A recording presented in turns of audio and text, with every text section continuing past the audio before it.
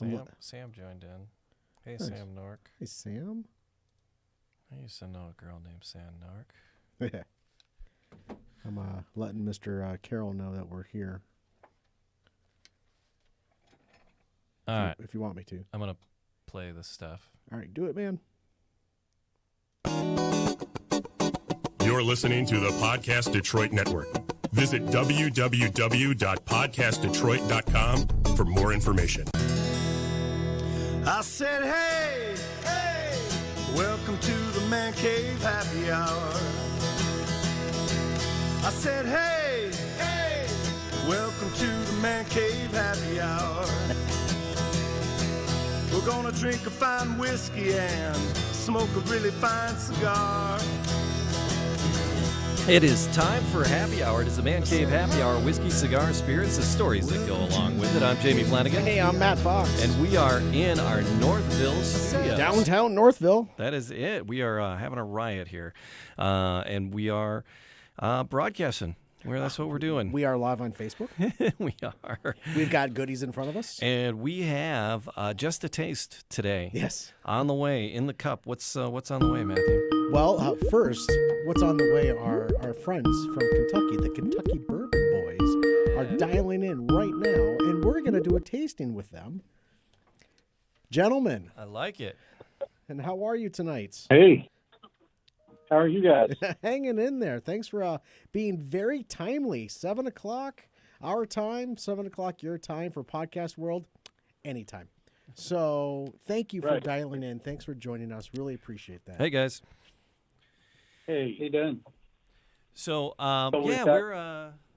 we're pretty excited. I pre-gamed a little bit by mistake. I don't know how that ever happens on mistake. It's Fat Tuesday, right?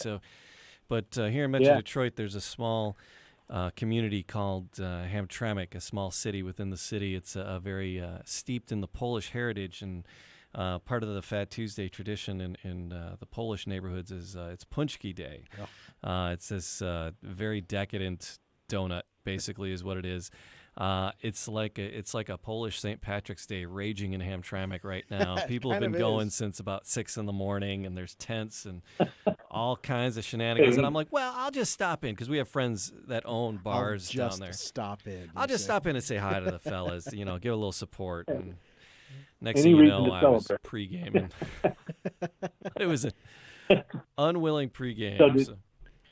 Did you pregame any bourbon then? Are you telling us that's what you were pregaming? No, it was just some Polish beer and some Jezionówka, which is like a blackberry brandy, and so nothing, some kielbasas and some pierogies, and man, I'm a bit jealous over here. Yeah. It was a good time. That's a show in itself. Yeah, right. I'll tell you. But today it's actually we were gonna do food and bourbon. You guys suggested that we pull out some Girl Scout cookies. That's right. So, Jamie, Matt, this is Tony. I'm glad to join you guys this time. Hey, Tony. Thanks, Tony. To it. Pleasure to meet you. So we're brothers. Oh, all right. Cool. Yeah, There's a couple more. How many brothers are there involved with the Kentucky Bourbon Boys these days? Well, there are 3 involved in the business. Excellent. So I just love the fact that Kentucky Bourbon Boys, you guys are family owned and operated. For folks that have never heard of you guys, because help them understand what you do there in Kentucky, in the Louisville area. Well, you're getting better at saying Louisville. Thanks, so you're man. almost there. Almost there. I was practicing, yeah. You put a few more Girl Scout cookies in your mouth and then say it. Yeah, there you go. Right. That's great. Yeah, So we're a family-based custom and private bourbon tour operation here in Louisville, going into our 5th year. Okay. Right, and I think the guys covered it to some degree on the last call. Mm-hmm. Again, we focus on private tours. We let the clients customize the tour, select the distilleries of their interest. If they're not sure, then we kind of guide them along the process and make a perfect day for them. Yeah, I absolutely love that. And, part of the expression, but, you guys like the super, I hate to say the U word, but But it's just people can pick and choose where they want to go, and there are so many distilleries there on the Kentucky Bourbon Trail. You can't do them all in a day. So having 2 or 3 that you really want to hit, and then then you guys being there to help them get from point A to point B, and then from point B to point Z. That's just an amazing way to help folks around that area that don't know that area as well. Well, you don't want to head out into some parts of the state and lose your cell service and your map app, and then you're like, I don't even know what to do now. Right. And that happens in a couple of areas, but not all, but certainly can happen to you. In fact, happened to us the first time we toured. Right. On our way to Makers. So it's you're out in the middle of nowhere. So that's the thing when you have somebody else take care of the driving on those country roads and get you there on time, get your tour when you're supposed to be there for it, because they're all prearranged, so they're not going to sit around and wait forever. Right. So that helps too. And a lot of people don't realize, it's an hour drive at least to the first distillery. So it takes longer just to get there, and then each tour is at least an hour something. So it makes a full day real quick. Right. And then, there's so many other things to look out for and do down there. If they don't want to do a distillery, the eateries that are down there, the restaurants and the cigar lounges and the axe throwing, there's so many other activities that you can do. And you guys are there to help them get there and kind of point out what to do. Do I understand That's right. that right? So, and it typically, as Tim said, it involves a full day. We normally pick up the clients at their lodging, between 8:30. Yeah. And they're back around 5:30. So it is a full day, and that's just with 3 stops and lunch. So we have had people ask before they'd like to do 4 or 5 distilleries in a day, but it's nearly impossible to squeeze in the 3.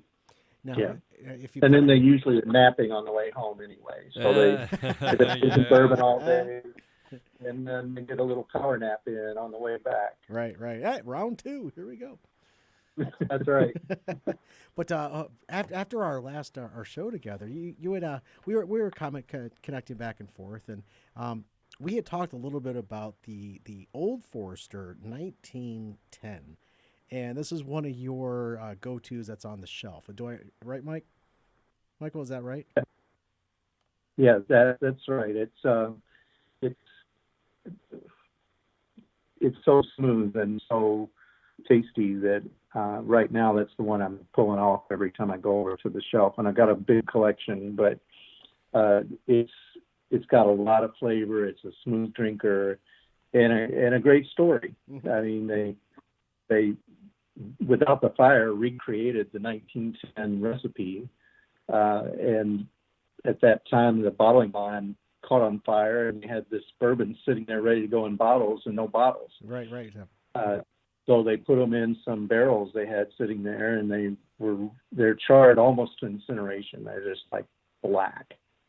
And what happens is that lower proof whiskey goes in there. It's 100 proof when it goes in, and comes out. They and they bottle it at 93 proof, and it pulls those sugars out of that char, and makes a really sweet flavor to this bourbon, and that's what makes it so awesome. And it's got a really dark color to it as well. It does, and that's you look at that and you think, oh, well, it's got to be a higher proof than what you're looking at. Yeah. Or maybe it's a barrel proof or something, but it's just really a nice dark color. So I'm looking forward to it. We cracked it, but I haven't even nosed it yet. I'm kind of saving myself at the moment so we can all do this together. And Jamie's doing the same. I think we're on our 3rd one right now. So who's pre-gaming who? Yeah. Holy smokes. Exactly.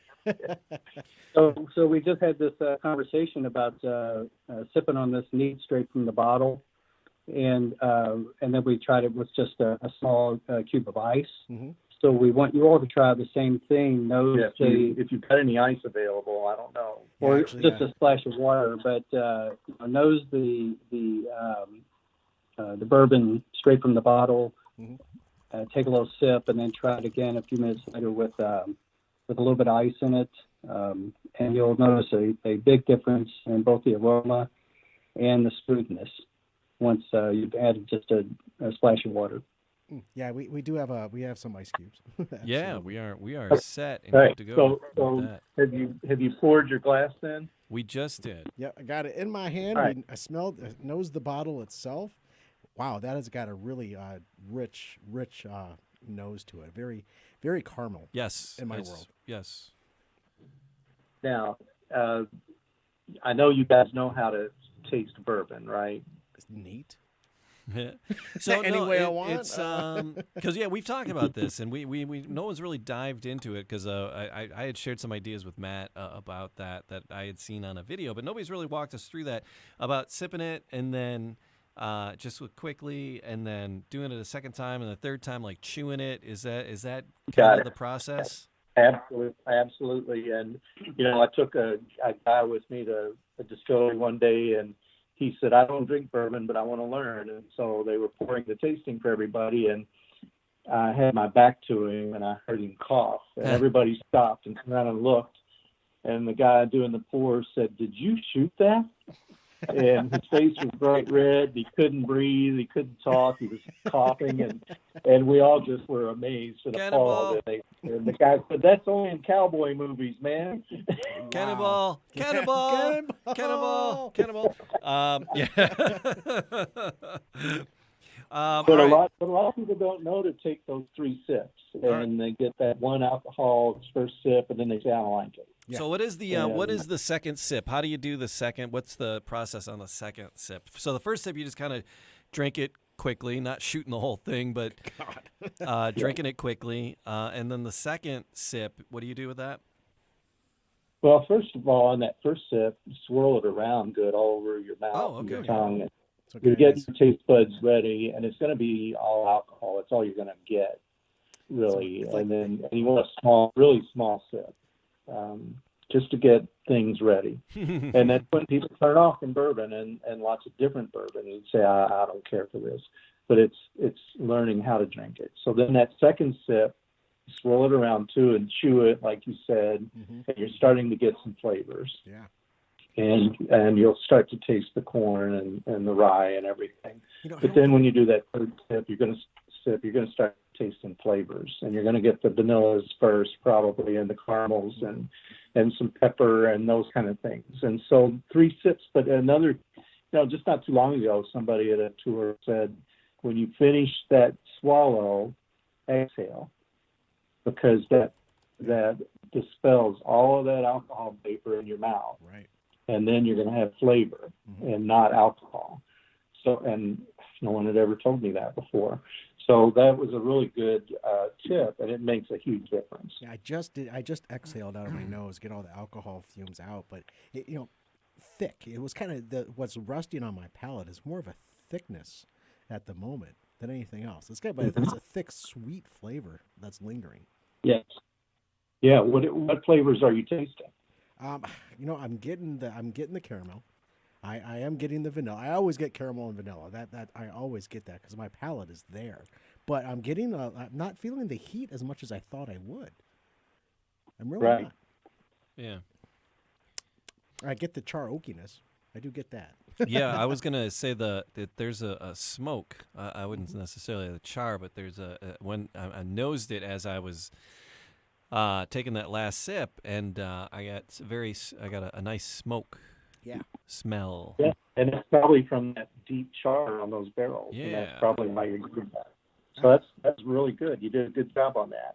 Well done, Jamie. I always joked and said, all I taste is honeysuckle, because every time I drink a bourbon, I'd say, it tastes like bourbon to me. And, and it took a long time to start developing the palate, and I've still got a long way to go. But sometimes you'll drink one, and boy, it's like I'm tasting brown sugar or toffee or something like that, or even nuts. You get a nutty flavor from some of them. But yeah, if you do your 3 sips here and you get a lot of flavor by that third one, and then exhaling really helps too to get more flavor and less of the alcohol. Every once in a while, fellas, we'll dive into a cigar. A lot of folks will say darker the drink, darker the cigar. I gotta say this would be almost better with a lighter cigar than anything else. A lighter wrapper for a cigar to pair this with. What are your thoughts if you were to? You've had cigars in the past. I'm sure you have. What type of cigar would you kind of pair this with yourself? Definitely a lighter or milder cigar. Okay. And we do tend to partake of the cigar typically on Derby time. It's a tradition after the big race that we'll break out the bourbon and sit down and smoke some cigars and then reflect on the day and rub each other about who lost, who won, and how much you lost. And have that cigar with a bourbon.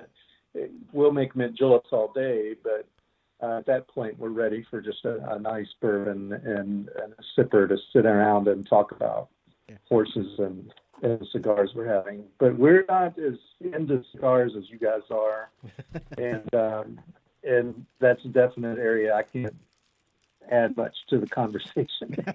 So no, we're even more novice with our cigars than we are with the bourbons. Really, there's a cigar bar really close to where we live, the Ambassador, and we pop in there to do the podcast now and again. And the manager there, he usually sits down and educates us. He's our wealth of knowledge, and we're just okay, Nathan. Yes, Nathan. He's like, absolutely. We just pull the info from them and try to enjoy them along the way. You just sit back and smoke. Yeah. Well, so anything bustling, anything new? What's that? Well, there's a place here called Match that we need to get connected with you guys on one of the episodes, and then he can do the same here, talking about bourbons and cigars and be much more knowledgeable. Hey, Jamie. Source for that. Road trip. Dude, there's so many places to visit. Our wives are gonna be insane with us, or maybe they'll be happy we're leaving town. I don't know.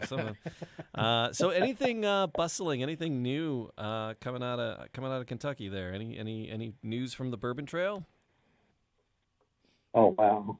We talked about that last time, and I told you I was going to make a list, and I've started it, but I don't have it with me right now because of this Girl Scout business. Oh, yeah. Hey, we'll focus on the cookies today, and then the next time we'll check in and we'll go through what's going to be new and different in 2020 here, heading into as the season goes. It's I think the last time we talked to you guys, it was about 5 degrees outside. Yes. And then today, we're looking ahead. They're predicting 8 to 12 inches of snow overnight here in Michigan. So, yeah, Daddy's looking for a snow day. So, yeah, Dad, we don't care for that. We're just having rain and in the 40s, so we'll take that every time. Trade you. 12 inches. So you got some cookies in front of you, probably. The mafia came down here yesterday and brought us our cookies, and we handed over our money before they did anything to us. So we've got 5 different ones here. Okay. Right. So we're sitting in front of a box of Samoas, the lemon cookies, tagalongs, Thin Mint, the ever popular Thin Mints. Yeah. And the do-si-dos. So we have 2 boxes. We have 2 boxes in front of us as well, because one of our favorite places we go to, fellas, is called Keiko's, and Mr. Keiko's, you walk in and he's got an incredible selection of spirits and bourbon and whiskey, and right to the side of him, he's hawking his Girl Scout cookies as well. So he's got a couple preteen daughters, and so there you go. I got everything in one spot, and we ended up walking away with the Thin Mints and a box of Samoas. So if you want to crack open the Thin Mints or the Samoas, you can do that. Yeah, that's what we do. Yeah. All right. So which one do you guys want to start with, and we'll do a tasting discussion here. Let's start with the Samoas. All right, fair. All right. Okay. So we had this debate before the call whether or not you should taste the cookie first and then the bourbon, right? Or a sip of the bourbon and then the cookie. Ooh. What's your thoughts on that? I want my palate to have the bourbon on it first, and then add the cookie to it. All righty. Okay. So we'll do it that way. Bourbon first. All right. So we're going to sip some 1910 Old Forester, and we're going to try a Samoa here first. Yeah. Nothing like chewing on the radio. Yeah, right? Mm. Okay. So I believe the caramel in the bourbon is being enhanced by that cooking, because obviously it has caramel in it, so it's just bringing out a lot of additional flavor. Wow. Didn't expect to. But I'm getting a little bit of nuttiness too, and I wonder if a coconut's adding to that. If that's Because they do bake this, that they do bake the coconut, and then they add it to this thing. So I would imagine that's where I'm getting that as well. That oaky nuttiness to the cookie. That's fun. That's a fun pair. I'm gonna go for another. And of course, the chocolate's always good too. I'm a big fan of bourbon and chocolate, so. I like those the fancy pants little pomegranate covered chocolates and the little blueberry covered chocolates, whatever. I forget the name of it. But it comes in a little fancy pouch. And my wife Colleen's always like, "Don't eat my chocolates," and I'm like, "Try to stop me." And then she'll throw a shoe at me, and I go, "Yep, that stopped me." But and I like those. Just a couple of those while I'm having the bourbon. It's really nice. So the chocolate, it pulls it out. It really does pull it out. Pulls out more of that most of caramel. the More of tours that will give you a chocolate at the end of the tour with your tasting and on the last drink. And some of them are bourbon balls they give you with your tasting. But there's a local chocolate place here that makes different candies and infuse it with different bourbons. Ooh. And it's amazing. And when you there's an orange flavored one paired with Angel's Envy bourbon. Oh wow! And when you drink that bourbon on the tasting and eat that orange chocolate, your head explodes. And it's like how we always eat this candy when we drink bourbon, because it's fantastic. Oh, sounds like fun. So I'm getting actually more of a bite in the bourbon With the chocolate? with the cookie. Like Really? when we first tried it, you're like, "Yeah, I'm not getting too much of a bite," and I'm like, "Yeah, it's not that hot, really." But now that we're doing the cookie along with it, I'm getting more of a bite on the tip of my tongue. Really? Mm-hmm. I agree. And I just took a sip, and it's doing that, and it's interesting how it's pulling that out. Actually, thank you, Jamie. I wasn't really paying that close of attention to it because I enjoy a good cookie. Yeah. But you mentioned that, and it just really kind of enhances that spice a little bit. Yeah. Well done. Let's, if you don't mind, let's put an ice cube in our glass and try another one of those cookies. Oh yeah. I'm gonna have to, after Punchki Day and cookies and bourbon, might be thumbing a ride home with Matthew here. So we're gonna claim we don't know you then. I don't know who those guys are. All right. Boy, that really changes the flavors. You got the ice in there? Right. We noticed earlier that adding the ice, you pick up a lot of maple aroma. Syrup. Yeah, like maple when you syrup. nose it. Kind of gets to the alcohol a little bit. Yeah, I can see the oils starting to move around. So we both just added one ice cube. But it's the size of my head. It's one of those spherical, those round balls. It'll melt slowly. But that really opens it up. Oh yeah. Mm. Yeah. Wow, that is really, that does open that up. Do you taste any florals in there? Anything that reminds you of like a floral scent or taste in there? As it sits on my palate, it does get a little bit sweeter. I start to taste a little bit of that floral, but I can't place the floral. I really don't have a word for it, Right. but it's just continuing to linger. But I just noticed that. It's there. I just can't. I don't have the adjective to explain it. Maybe it's honeysuckle. That's it. See, and that's what we were talking to somebody about, tasting and all the tasting notes and how to be a better taster and how to do that. And it's because you've mentioned honeysuckle twice, and I don't know if in my realm of experience I've had honeysuckle. So, and that's what the person suggested is like you have to try a lot of things. So you don't eat honeysuckle very often? You go go to the grocery store and go to the farmer's market and just pay attention to smells. Go to a spice shop and smell things and experience it. So when you are tasting it, you have a frame of reference. And because you guys have mentioned honeysuckle twice, and I go, I don't know if I've ever really had something honeysuckle. Right. Oh, that's might be a Kentucky thing. That's we grew up as little rednecks and you picked a honeysuckle and squeeze your mouth. And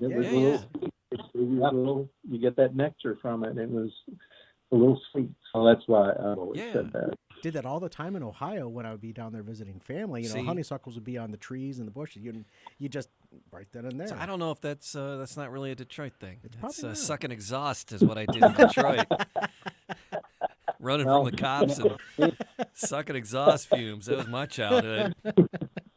If you ever see honeysuckle growing by the side of the road, just stop and start sucking it. Then you'll work on your palate. See what the passersby think. All right, we're gonna keep this PG. Okay, we're gonna try the Samoa again with the ice cube, or do you want to go on? No. I'll do another Samoa, but you guys had mentioned the mint julep earlier, so I'm kind of curious as how the thin mint is going to level up with a mint julep, and that's gonna give a reminiscent of a mint julep almost. That's a good point. Well, I've not tried this cookie with this bourbon yet, so that'll be interesting to see what we notice. But mint juleps get a pretty bad rap. But if you know how to make a good one, make it the right way, our derby party, I make them and I can't leave the bar because people come back and ask for another one. So we figured that out, and the first rule is quit with the premixes because that isn't going to cut it. But use your own ingredients, and people really love them. Tim, you and Jamie should go bowling sometime because this man, he loves a mint julep. Yeah. He really does enjoy making a mint julep. You do that for 4th of July? Yep. Or is that 4th of July parties that you do that for? Sure. Oh, whenever. Okay, Yeah. fair. Yeah. When the deck's open. That's when the summer and the deck's open, we're spilling them. Yeah. Well, we typically drink them at Derby, but it makes sense that it would be a good summer drink. Yeah. So that bite with the ice in it, that bite has ceased or it's definitely eased up. It's kind of took away. Yeah, of it. And there's a decidedly more sweetness to it. Yeah. I don't know if that's because it's a second cookie or... I think the chocolate has something to do with that. Mm-hmm. No, the chocolate's really bringing out the sweetness of the Old Forester 1910. And being at a 93 proof, it wouldn't have that much of a bite to begin with. But as we're adding and taking away, it just, the two together are just so much fun. Thank you for doing that. Well, I looked up the recipe or the mash bill, and so this bourbon is 72% corn. Yeah. Corn is sweet, right? Mm. So you have that, and then you have 10% barley, and then 18% rye. Mm. So there's more rye to it, which is going to give it the pepper notes and the spicy flavors. So it's almost twice as much of the rye in there as the barley grain. Mm. So that's why I think we both hit that a moment ago where it was on the tip of our tongue. It got really spicy for us. Mm-hmm. So much fun. It's kind of moved to the middle sides of my tongue with the pepper flavor. Yeah. Yeah. Yep, it lingers, but it lingers so nicely. It really does. And everyone likes to use that word smooth. There are so many better words than smooth, and just trying to stay away from that word is always fun. But I want to really find out what this thin mint's going to do for everybody. I want to sit back and listen to what you guys think is going to happen here. Okay, are you ready to go thin mint then? Jamie, are you ready to go Thin Mint? Or are you ready? Are you just Yeah, still? sure. You're kind of just lingering on that Samoa. Sure. No. Yeah. I inhaled that one. So. Yeah. All right. So, Thin Mint is. I can never eat just one, guys. I don't know about you, but you sit down with a box of Thin Mints, and next thing you know, you're on your second box of Thin Mints. So what? That's why you buy 5 and 6 boxes. Right. All right. So do you want to go the opposite way where we did cookie first and then we do bourbon, or you want to go bourbon then cookie first? You want to go with the opposite? Go cookie first. Sure. Go cookie first. All right.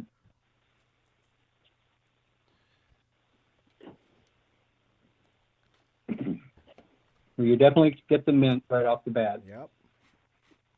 with that cookie, and of course the delicious crunchy chocolate. Mm-hmm. That's our crunchy cookie. Whoa. That really put like the flavor on the back of my throat. It did. Wow. It did. And a little burn there. It's because of the crispy cookie, I think. Yeah. And as the bourbon washed in and washed over it, it was like this surge, like everywhere through my mouth with the crunchy cookie, and it didn't dissolve. It held up for. It did hold up. It held up with the liquid there. did.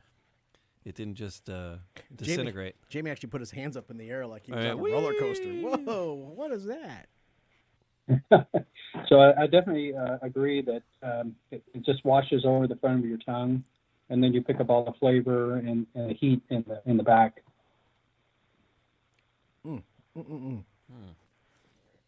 That it really tastes very different than it did earlier. I'm not getting the caramel now No, not at all.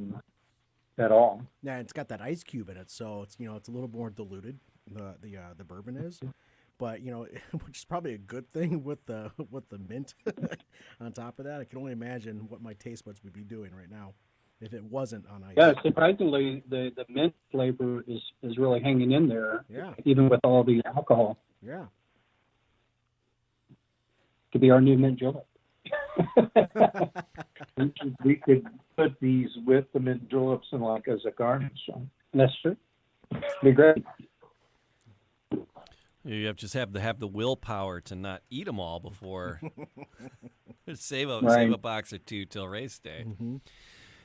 I think people would really enjoy that with their mint juleps. The Thin Mints work great. Put them in the freezer. They keep for a very long time, so they'd make it to Derby. Yes, they would. Yes, they would. You're not wrong. You're absolutely. I'm a purist, and I love a good Samoa every once in a while, but those sometimes have to be frozen for me as well. So I've had a box of Samoas in my freezer for weeks and months at a time, and then all of a sudden, I forgot I had those. Yeah. Now I know like exactly what to do with them. Yeah. Yeah. So with the MSRP on the Old Forester 1910, this is not a bottle that you'd want to go through very quickly, because for here, out here, it's about $63 or so on the MSRP. Was it 63? Yeah, roughly. Actually, no. I thought it was 54. It was 54, but then I added the cookies to it, so that's why it was 63.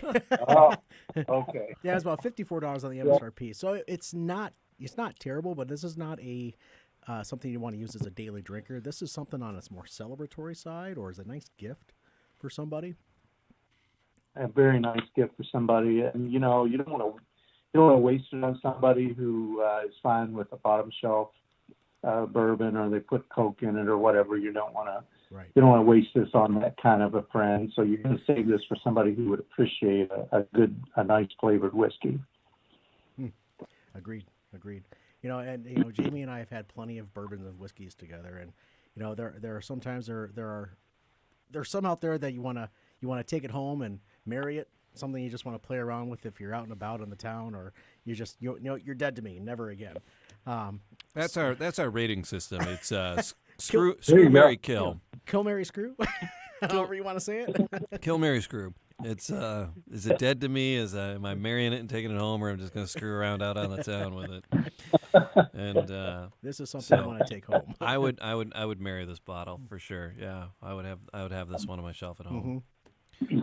But if you're ever in the Podcast Detroit Northville studios, you may not find it because it might be on my shelf at home. You're going to take this one home with you. Excellent. Well, we did the tour at Old Forester the other day. Check out the new one on downtown Louisville, and 1910 was on the tasting, Oh, wow. along with the 1890s or the 1870 version was on the tasting too. That's the old original. And yeah, and I was surprised that they had the 1910 on the tasting, but they really produced a lot more after they saw the popularity when they came out with it last year. It flew off the shelves, and all the hunters were out looking for it and flipping it and chasing it, and so they produced a lot more this year. So you can find it pretty easily now. Yeah. So 1910 was a newer product just in the last year then? Yeah, it was the fourth one in their series, what they call the Whiskey Rose series. And it started with the 1870, which is when they started distilling, and then 1897, which is when the Bottle and Bond Act was passed. Right. And then 1920, which is when the Volstead Act was passed, which was prohibition. Mm-hmm. And then the 1910 came along as the last one in that series. Because of the fire, yeah. Wow, all right.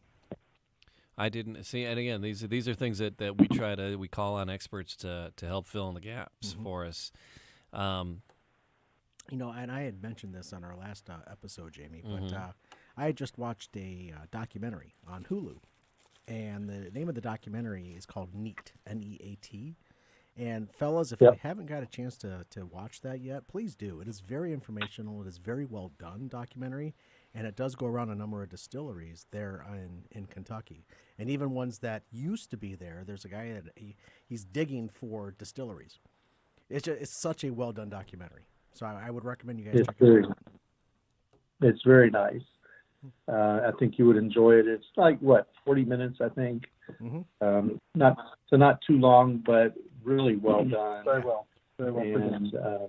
and you get a really good understanding of what's going on and how it developed here and what makes good bourbon come out of Kentucky. So I'm assuming you've seen it. I'm the only one that hasn't seen it yet. Yeah. Well, yeah, we went to the premiere here in Louisville when it came out. Oh, and fantastic! Guy was sitting next to us, and we were talking to him, and we said, we're excited to see this film, and he said, yeah, I worked on it. Oh, wow. Then they announced it was ready for the program to start, and he got up and he went up to the microphone, and he was the guy that made the film. I thought you were going to say Steve. We were talking to Steve Zahn. That's what I thought you were going to say. Well, that's even better. So I'm glad we didn't say anything inappropriate to him, but he was a nice guy, and he told us that they had a whole storyline for that film in mind and were working on it. But then when they met the two main people that they focus on in that documentary, it changed everything, and this really went to town, talking to them and having them add their stories to it, and it just changed the whole film. It's so well done. Thank you. I'm glad you guys have seen it. I've been raving about it for the past couple of weeks, so thank you. All right, so you guys had a couple other Girl Scout cookies. Our pusher only had 2 packets our for us. Did you say our pusher? Oh yeah, I said that on the radio this weekend. I said the pushers are all over the streets. It's insane. The pushers are so back. We have the Girl Scout cookies. We have the lemon here. Right. Lemon's a favorite of mine, and in fact, during the summer, I don't drink a lot of bourbon in the summer. But when I do, I like to mix it with a little bit of lemonade. Fair. And so I think we ought to try this lemon cookie. You guys, and see how they'll tell you all what we think. Yeah, please. Yeah, please do. I'm gonna keep drinking on this Old Forester 1910. I know, and I'm killing these. I'm killing the going down quickly, are they? Thin mints. Oh, are you? I'm gonna take them away from you. No. Oh, okay. Bite my hand off. So the lemon cookie, the base of it's basically covered in sugar. Mm-hmm. So you taste a lot of sweetness right off the bat, but a lot of lemon flavor, which I love again. So we're going to taste the bourbon now. Yeah. Wow, that's got a huge finish on it with the lemon. Is there a sweetness to it? That's yes. It's a little tart on the roof of my mouth and in the back, but it's all lemon, and it just keeps going. Yeah, so similar to the thin mint, the front of your tongue is coated with the sugar and the lemon, so you're getting a lot of the flavor from the bourbon in the back of your mouth, but very, very good. That completely tastes like a different bourbon.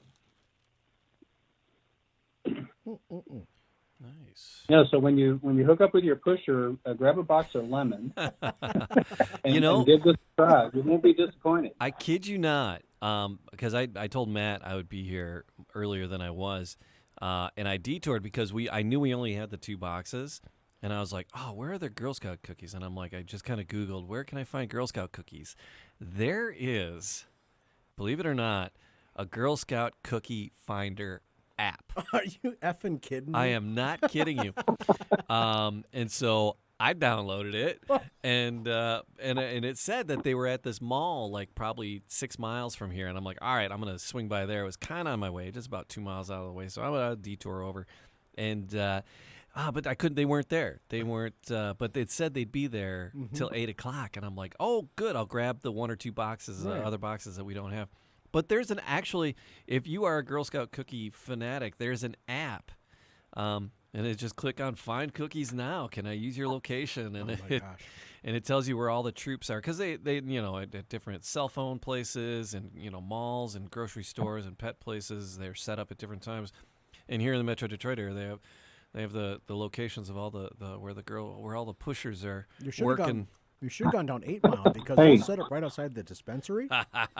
Oh my gosh, yeah! Did you see that story where the one set of Girl Scouts set up outside the marijuana dispensary, and they said they sell out every day.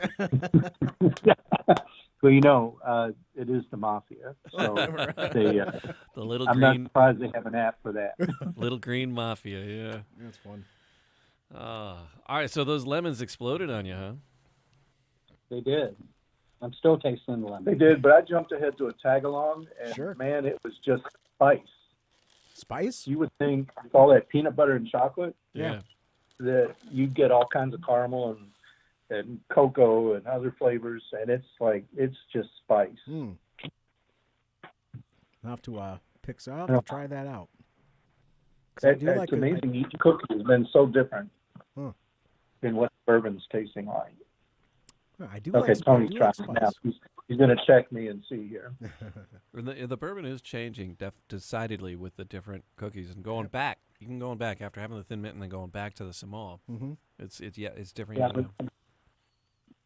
But I would agree with him. I'm definitely tasting more of the pepper in the bourbon, and more in the front of my palate than the back, than with the lemon or the mint. I did not expect that. I thought this was going to be like the perfect combination, because I like tag-alongs. I eat those like you guys eat some of those you were talking about earlier, and it's all spice is what I'm getting.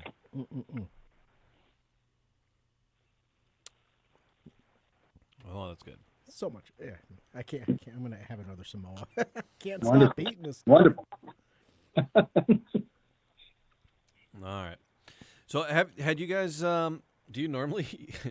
Because I've never really had cookies with my bourbon. I've never done that. I've had the chocolate. I've had the little pomegranate covered chocolates. Yeah. But I've never done cookies with my bourbon before. Well, there's a peanut butter bourbon out there as well. Oh. I know you're not. I don't like peanut butter. I'm not a peanut butter guy. But to do that in the chocolate, I've done that before. That was a very interesting pairing. But I'm curious what the tag along is going to do, because I was just straight up chocolate. But to pair it with other with like Jamie said, the pomegranates or what have you. I just like to drink bourbon, but I don't like to add a lot to it because I want to enjoy it. But this adds a different sense of adventure for me personally. And thank you for saying, you know what, let's do this. Let's do this pairing. Let's have some fun. Well, we knew that they were coming out right about this time, and so we called our source in the mob, and they got it to us yesterday. We were able to get it taken care of, so we could do this. So, I was thinking about, we did an event here a couple of years ago, and they paired country hams with different bourbons. And I didn't know what to expect, and we went in there, and it was just something else. I mean, I tasted hams that I've never seen before, and each one was paired with a different bourbon, and there was a whole rationale for each pairing, and it made sense, and they were great. Hey, Jamie, you know what that means? Another road trip. I'm thinking. Yeah. Do you guys come out to Detroit to pick folks up too, or? Yeah, we could use a ride. We can make a special trip. Well, we got a couple of our family members are pilots, and we can have them come up and bring you down here for the day. That sounds like fun. Awesome, fellas. What would you like to do next? I want to kind of prep everybody for the next time that we get together. What would you like to drink on next together? What are your thoughts? Well, I think we should follow up on what's new and coming here in bourbon country for the spring, because we're here getting ready to go into March, and just so you know, our bookings are going through the roof right now. So the spring is just lit up right now. That's fantastic. And so people are asking, what we want to do, something unique or different, and we've been before. What can we do? So we'll put together a good list of the things that are happening. So maybe that would be a good topic for next time. But I think having a bourbon along would be great. I don't know if you guys have one you'd like to try. Yeah, if there's maybe a new expression from somebody, something that we can get up here and you can get down there, a new expression of something as we talk about the new stuff for the spring in 2020 on the Bourbon Trail. Yeah, we'll look at that, and we'll shoot you a message, and we'll get something planned and be ready for the next one, and talk about what people might want to know about that's going on down here. So now here's a quick brag. We're doing a launch here in Detroit.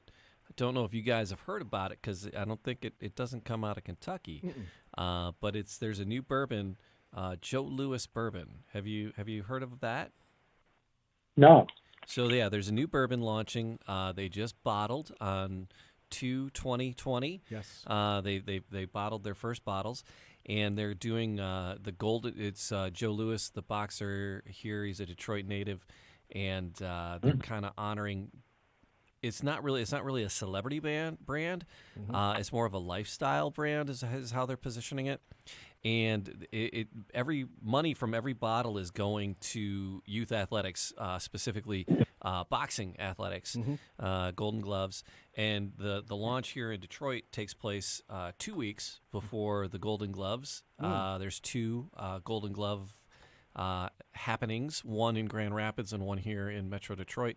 And this is launching 2 weeks before that with us, and then at those two Golden Glove events will be the first time that it's available for retail purchase. But our tasting is going to be a tasting for select folks here in the Metro Detroit area. The cat that's doing it, they're out of Maine, and he's just a total sports and Joe Louis fanatic, and he really wanted to honor the Joe Louis legacy. And so, we got that coming up. That's kind of fun. That's kind of interesting. And that's on the horizon for us here in Detroit. I didn't know if you had heard about that bourbon.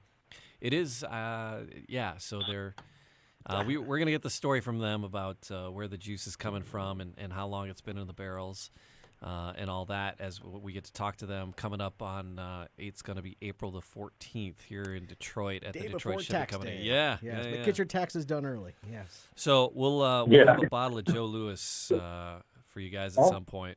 Mm-hmm. That sounds fun. I'll be interested to see what that's all about. Yeah, it's a pretty neat story that they're supporting the youth sports. So I mean, so many young kids. Because my kid played hockey, and it's if I had more than one kid, I don't know if my kids would be playing anything except hopscotch in the street with chalk. It's like, here you go, man. Because the one playing hockey was like crazy expensive. I can't. If people who have 3-4 kids like playing sports, I don't know how they do it. Yeah, I have three grown up daughters, and they did their gymnastics, they did their soccer, but they really they decided to do the piano, which was a lot cheaper than sports. So thank you, girls. You know? Yeah. You just got to make them practice once in a while. Mm-hmm. Oh, come on, Dad. Right on. But fellas, thank you for the time this evening. You know, really appreciate your partnership and you know, tasting a bourbon with you, having some fun with the Girl Scout cookies, and you know, really looking forward to our continued conversation. We are too. Y'all are awesome.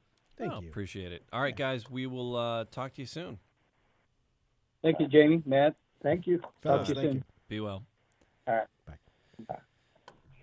All right, so there you go. Man Cave Happy Hour, mancavehappyhour.com, Man Cave Happy Hour on all the socials. Like it, subscribe it, live it, love it. Jamie will stalk you vigorously after the fact. The Kentucky, good old Kentucky bourbon They're so much blues fun. boys. I didn't do that to them, No, to their you didn't. face. I'll do it to their face next time. Kentucky Bourbon Boys. So yeah. And I didn't want to say the U word, but you know, they're super uber. They really are down there. They are. Yeah. Crap. The cookies, they're made in Louisville. Ah, are they? Yeah. Oh, that's I was reading the box. That's why they know they're the mob. They're right down there. It's a ring. It's a damn conspiracy. They with know all these Kentucky, firsthand. all these Louisville people. Yeah. But yeah, no, I just noticed that on the box. So Brian checked in, Bob checked in on the site, and Sam checked in on the site. Thanks, guys, for checking Terry in. checked in on the site while we were broadcasting. Appreciate everybody. Yeah. Cruised on through and on by, hanging out with us in the man cave. We'll do it again. Yes. Again, appreciate your time. We appreciate your likes. We appreciate your subscribes. Yes. Do it all. And my ice cube just broke the heck up. Yeah, that was fun. All right. I think that does it for us. Yes. Cheers, Jamie. Cheers. That was strange. I gotta go get Bruce. Oh, is he here?